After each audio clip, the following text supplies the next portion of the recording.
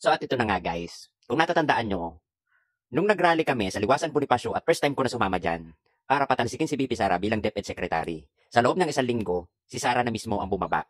No? Sa pangalawang beses, nag-rally ulit kami. Kasama naman si Sunny Trillanes para ipa-impeach si VP Sara. Then after that, na-impeach si VP Sara. Tapos pangatlong beses, ang sinasabi ko sa inyo mga DDS, huhulihin na ng ICC itong si Duterte. Anong sabi nyo? Ang tagal ng ICC. Nasa na yung ICC mo? Wala ng ICC. Ang ICC mo ay nasa helmet, nasa plancha. So ngayon, nasa si Digong. Kala ko ba yung ICC ay nasa plancha at helmet? Bakit yata si Digong ang napalagay sa ICC? Alam nyo, ang bunganga ko talaga ay 3 beses na yan, ha?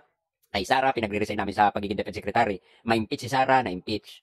Si Duterte huli ng ICC, nahuli ng ICC. Ano kaya ang pang-apat kong sasabihin? Kaya mag-ingat kayo sa bungangang ito.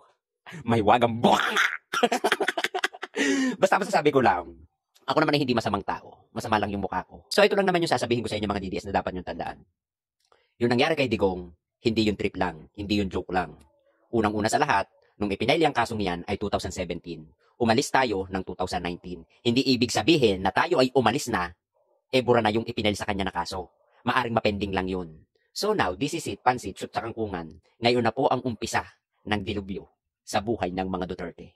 At kadamay kayo doon mga DDS. Basta masasabi ko, dasarm!